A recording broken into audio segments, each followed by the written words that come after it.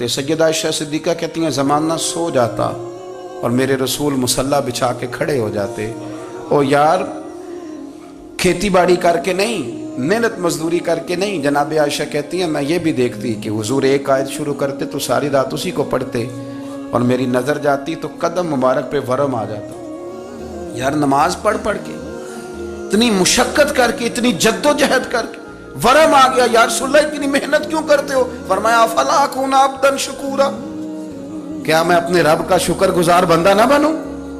صحابہ کا ذوق عبادتوں کا، ریاضتوں کا، تلاوتوں کا، طبیعت ہے ان کی، وہ ایک دوسرے کو۔ حضرت مولا علی شیر خدا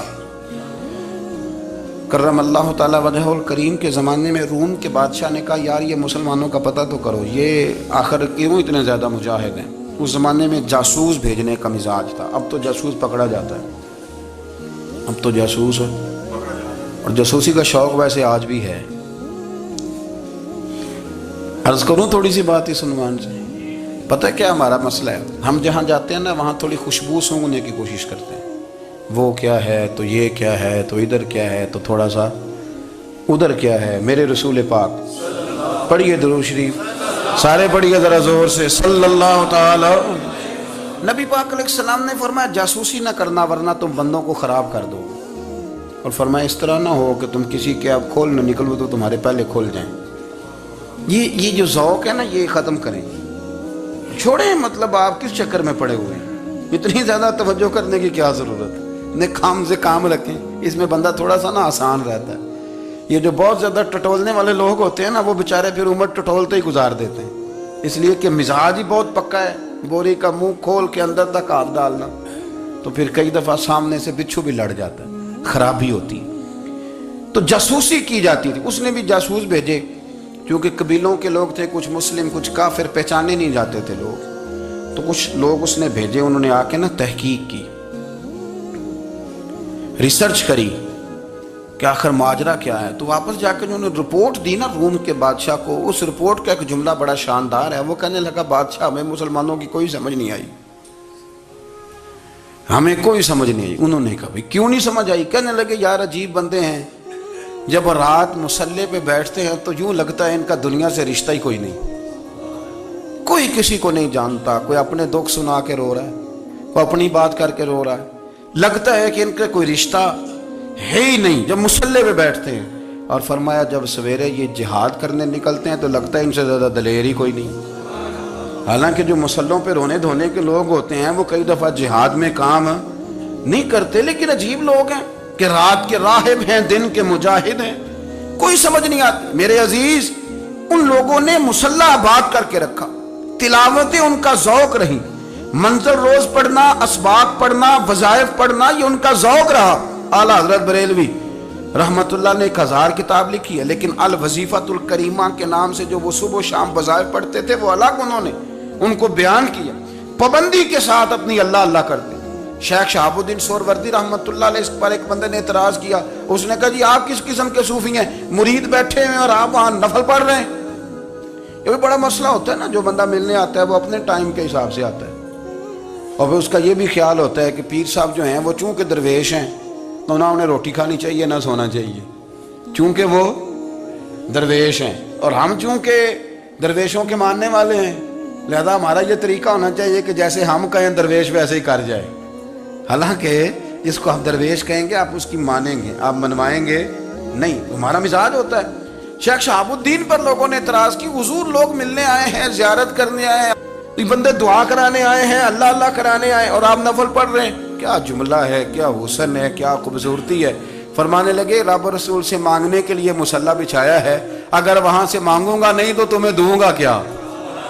پہلے مجھے کچھ لے تو لینے دو، اگر میرے پلے کچھ شے ہوگی تو آگے دوں گا نا، تو میں مانگنے گیا تھا کہ یا اللہ دے تیرے بندے لینے آئے، دے تو میں کچھ لوں گا تو آگے دوں گا نا، لیکن ہمارا یہ سٹیٹس، یہ مزاج، یہ شعور نہیں ہے۔ گپیں، کہانیاں، داستانیں، گفتگو، خطابت، واز، کیا بات، لیکن اگر کچھ کرنے کا کام ہو تو وہ نہیں ہم سے ہوتا۔ میرے نبی کریم علیہ الصلوۃ والسلام نے مصلی سے دل لگانے کا درس دیا، حضور نے توجہ دلائی، صحابہ اس ذوق کے حامل لوگ تھے وہ کوشش کرتے تھے جناب صدیق اکبر رضی اللہ تعالیٰ عنہ کا عبادت کا مزاج ہمیشہ قائم رہا. حضرت عمر فاروق ساری رات اللہ کے حضور کھڑے رہے.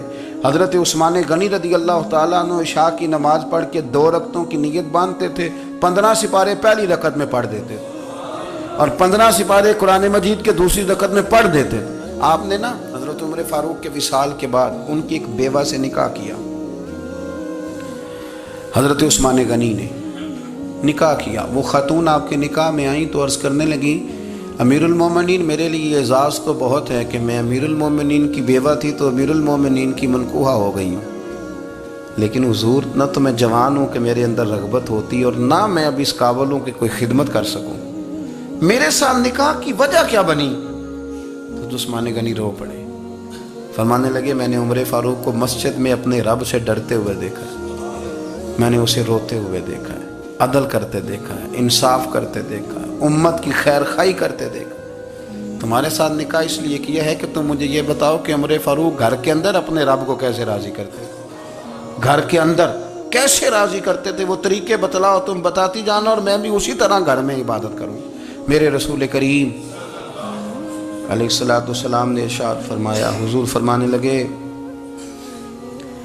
جس گھر میں اللہ کا ذکر ہوتا ہے وہ گھر زندوں کا ہے، اور جس گھر میں رب کریم کا ذکر نہیں ہوتا وہ گھر زندوں کا نہیں ہے. گھر نا ہم نا کتابوں میں پڑھتے ہیں کہ ایک بزرگ کہتے ہیں، حضرت فضیل بن عیاض کہتے ہیں کہ میں ایک گلی سے گزر رہا تھا تو گھر کے اندر کسی قاری سامنے قرآن کی آیت پڑھ دی ولی من خاف مقام ربہ جنتان.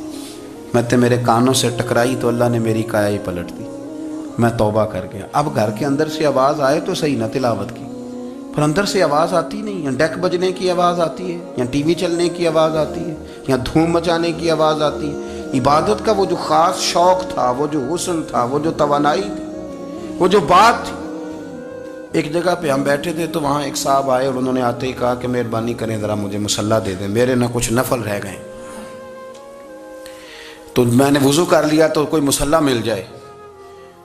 مصلی انہیں دے دیا گیا، وہ مصلی لے کے چلے گئے تو پیچھے ایک صاحب نے تبصرہ کیا، کہنے نے کتنا ریاکار بندہ ہے، لوگوں کو دکھا رہا ہے کہ میں نفل پڑھتا ہوں، ہے کو بات کرنے والی. میں نے اسے کہا، میں نے کہا تو مہربانی کرنا اس طرح کی ریاکاری تو بھی کر، پکڑ مصلی اور جا تو بھی تھوڑی ریاکاری کر کے آ، اٹھ ذرا شکر کر. کوئی یہ ریاکار بھی ملا ہے، کوئی نفل پڑھ کے ریاکاری کر رہا ہے. اللہ کا میں کہتا ہوں کو پڑھے تو صحیح نہ یار، یہ کوئی دور ہے نفل پڑھنے کا؟ اس میں تو لوگوں کا مزاج ہی نہیں، طبیعت ہی نہیں. میں نے کہا چل مہربانی کر یہ لے مصلی اور تو بھی جا تھوڑی سی یا کاریا ریاکاری کرو تو صحیح نا. مزاج ہی نہیں، ذوق. جمعے کی نماز پڑھ کے یوں دنیا بھاگتی ہے، او ہو پتہ نہیں کون سی پیچھے آگ تھی جو بجھائی جائے گی. اور آج تک لوگ مسئلہ پوچھ رہے ہیں کہ جمعے کی بعد والی سنتیں کتنی ہوتی ہیں. میں نے کہا کتنے سال ہو گئے جمعہ پڑھتے، کتنے سال ہو گئے، ابھی تک سنتوں کا نہیں پتا، ابھی تک نہیں علم کے پہلے کتنی رکھتے ہیں اور بعد میں کتنی رکھتے ہیں. فجر کی سنتیں کب پڑھنی چاہیے؟ سنو فجر کی سنتوں کے بارے میں. میرے رسول کریم سید عالم صلی اللہ تعالی علیہ وسلم سے ایک صحابی نے پوچھا تھا، حضور میری فجر کی سنتیں رہ گئیں یا رہ جاتی ہیں تو حکم کیا ہے؟ کیا انداز ہے حضور کا. بخاری مسلم کے لفظ سنو. حضور سید عالم صلی اللہ علیہ وسلم فرمانے لگے، اس نے کیا پوچھا تھا، حضور جواب کیا دیتے ہیں؟ فرمایا فجر کی سنتیں کبھی نہ چھوڑنا، فجر کی پہلی 2 سنتیں کبھی نہ چھوڑنا. یا رسول اللہ صلی اللہ تعالی علیہ وسلم میری رہ گئی ہیں، رہ جاتی ہیں. فرمایا فجر کی 2 سنتیں نہ چھوڑنا. فرمایا فجر کی پہلی 2 سنتیں مجھے دنیا اور دنیا کے اندر جو کچھ ہے وہ سب سے زیادہ پیاری ہے. فجر کی 2 سنتیں دنیا اور دنیا میں جو کچھ ہے مجھے وہ سب سے زیادہ پیاری ہیں، اس لیے فجر کی سنتیں نہ چھوڑنا. اپنا ذوق، اپنی طبیعت، ہم نے نا ذوق غلط بنا لیا ہے. اگر 20 بندے کہہ بھی دیں گے تو نے بڑی شاندار تلاوت کیا تو کیا اس سے بنے گا؟ 100 بندہ کہہ بھی دے تیری کیا بات ہے، کیا بات ہے نعت خاں کی، کیا بات ہے علامہ صاحب کی، پیر صاحب کی، پیر مہر علی شاہ صاحب رحمت اللہ علیہ. آپ تشریف فرما تھے تو آپ کے ایک ہی بیٹے بابو جی جن کو کہا جاتا ہے، جس دن صاحبزادے پیدا ہوئے تو خادم نہ وہاں سے نکلا. ان لوگوں کے شوق اور طرح کے تھے نا تو ان کی توجہ بھی اپنے شوق کی طرف رہتی. تو خادم نکلا اندر سے، پیر صاحب مبارک ہو، پیر صاحب مبارک ہو، پیر صاحب مبارک ہو، پیر صاحب مبارک ہو، شور کر رہا ہے. تو پیر صاحب کو وجد ہو گیا، اللہ اکبر اللہ اکبر اللہ، وہ کیا ہوا، کس بات کی مبارک دے رہے ہو؟ عرض کی حضور اللہ نے بیٹا دیے۔ تو آپ فرمانے لگے اچھا حضور آپ کیا ہوا، آپ تو پریشان ہو گئے۔ فرمانے لگے جب تو نے 3 دفعہ کہا نا مہر علی کو مبارک ہو، تو میں سمجھا تھا شاید تجھے کسی نے بتا دیا ہے کہ مہر علی سے اللہ راضی ہو گیا۔ میں سمجھا تھا کہ شاید تو یہ خبر لے کے آیا ہے کہ کسی نے بتایا ہے کہ مجھے آج خبر ملی ہے کہ مہر علی سے رب اچھا پتر ہوا ہے، الحمدللہ اللہ کا شکر ہے، پر میرے لیے مبارک کا دن وہ ہوگا جب میرا رب کہے گا کہ میں مہر علی سے راضی ہوں، میرے محبوب کہیں گے کہ میں مہر علی سے۔ آپ بات کو سمجھیں، شوق ہی کسی اور طرف تھا، دل ہی کہیں اور لگا ہوا تھا، طبیعت ہی کہیں اور مائل تھی۔ کوئی وظیفہ پوچھتے تھے تو پڑھتے تھے وہ لوگ، کچھ اللہ اللہ انہیں بتائی جاتی تھی تو کرنے کا ذوق رکھتے تھے، طبیعت تھی، قائل تھے۔ حضرت ربیع کہتے ہیں میں بڑی دور سے سفر کر کے گیا حضرت اویس کرنی سے ملنے، بڑی دور سے، اور جب میں پہنچا تو فجر کا وقت تھا، تو حضرت اویس کرنی کو میں نے پا لیا، تو وہ نماز پڑھ کے نا قرآن شریف لے کے بیٹھ گئے۔ فرماتے ہیں اشراق چاشت کا وقت ہوا تو نفلوں کی نیت باندھ لی۔ محدث ابن الجوزی نے لکھا ہے، فرماتے ہیں پھر جب زوال کا وقت ہوا تو مسجد میں جھاڑو دینے لگ گئے، ظہر کی نماز پڑھ کے تو عصر کی تیاری تک وہ مسجد میں بیٹھے رہے۔ اور میرے نبی پاک علیہ السلام نے فرمایا جو نماز کے انتظار میں بیٹھا ہو وہ نماز ہی میں ہے، وہ نماز ہی میں ہے۔ فرمایا میری دنیا میری امت کی جو رہبانیت ہے نا وہ اتنی ہے کہ نماز کا انتظار کرے، اذان کے بعد نماز کا یہ راہب ہے، یہ اس وقت چھوڑ کے بیٹھے ہیں سارا کچھ۔ فرماتے ہیں عصر تک انہوں نے اللہ اللہ کی، پھر مغرب تک کی، عشاء کی نماز ہوئی تو نماز پڑھی تو وہ تھک گئے، اب مجھے وہ فارغ ہوں مصلی چھوڑے تو میں ملاقات کروں نا۔ یہ آپ حیران نہ ہو کہ اتنی دیر بندہ کیسے اللہ اللہ کر، ہم نے کی نہیں نا اس لیے ہم پریشان ہیں، جو عادی ہوتے ہیں وہ کر بھی لیتے ہیں، وہ یہ کام۔ میری بات کی سمجھ آ رہی ہے؟ جب جاتے ہو کسی دفتر میں تو 8 گھنٹے کھڑے رہ لیتے ہو نا، مجبوری ہوتی ہے تو کھڑے رہا جا سکتا ہے۔ پاسپورٹ کے دفتر بولیے، امیگریشن کی لائنوں میں، اور میں نے تو ایمبیسیوں میں بندے 12 گھنٹے پہلے جا کے کھڑے دیکھے، رہ لیتے ہیں کھڑے۔ تو اگر ان کاموں کے لیے رہا جاتا ہے تو اللہ رسول کے لیے بھی کھڑے رہا جا سکتا ہے۔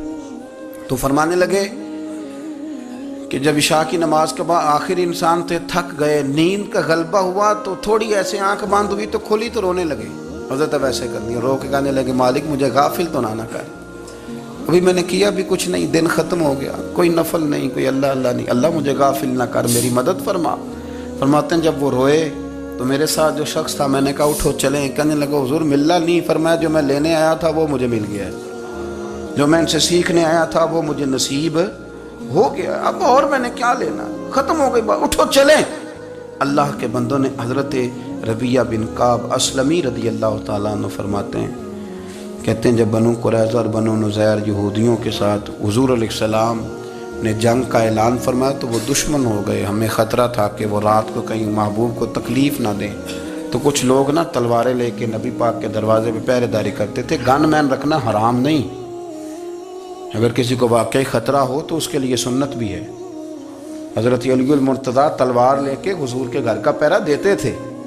حضرت ربیعہ بن کعب اسلمی رضی اللہ تعالیٰ عنہ فرماتے ہیں کہ رات میری ڈیوٹی تھی کہ میں حضور کے گھر کا پہرا دوں گا، تو فرماتے ہیں میں باہر سن رہا تھا، ساری رات ہی میرے نبی پاک نے اللہ کی تسبیح پڑھی، ساری رات، کبھی تسبیح، کبھی تحلیل، کبھی تحمید، کبھی تکبیر، ساری رات۔ فرماتے ہیں ساری رات حضور پڑھتے رہے اور ساری رات ہی میں سنتا رہا، مجھے اونگ آ گئی، میری آنکھ لگ گئی، حضور ابھی پڑھ رہے تھے، میں تھک کے سو گیا۔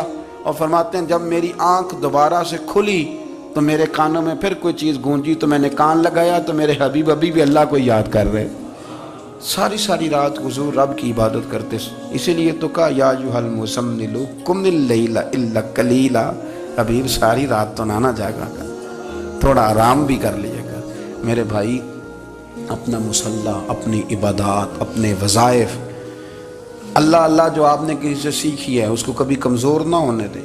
شجرہ شریف جو کسی بزرگ سے آپ لے لیتے ہیں تو کیا رسم ہے کوئی؟ اس پہ کچھ لکھا ہوتا ہے، وہ پڑھنے کے لیے دیا جاتا ہے، اس پہ لکھا ہوتا ہے کہ یہ اللہ اللہ آپ نے کرنی ہے۔ ساری زندگی کسی اسکول میں داخل ہو گئے اور وہاں جا کے آپ نصاب ہی نہ پڑھیں، کتاب ہی نہ کھولیں تو پاس ہو جائیں گے؟ وہ کہتے ہیں میں 20 سال جاتا رہا ملا کچھ نہیں، تو آپ نے لیا کیا ہے؟ ایک اتنی سی کتاب تھی، اس کو تو کھول کے آپ دیکھ نہیں سکے، اس کے وظائف تک تو رسائی نہ ہوئی، اس لیے کہ اللہ اللہ کرنا مشکل ہے اور تصویر کھنچانا یہ آسان کام ہے۔ تو جو آسان ہے اس طرف ہماری توجہ لگی رہتی ہے اور جو مشکل ہے اس طرف ہم ذوق پیدا نہیں کرتے۔ یا ایھا الناس اعبدوا ربکم الذی خلقکم والذین من قبلکم لعلکم تتقون، اے لوگو اس رب کی عبادت کرو جس نے تمہیں پیدا کیا اور تم سے پہلوں کو پیدا کیا، اس لیے عبادت کرو کہ تم پرہیزگار ہو جاؤ گے۔ مالک سمجھنے کی توفیق عطا فرمائے۔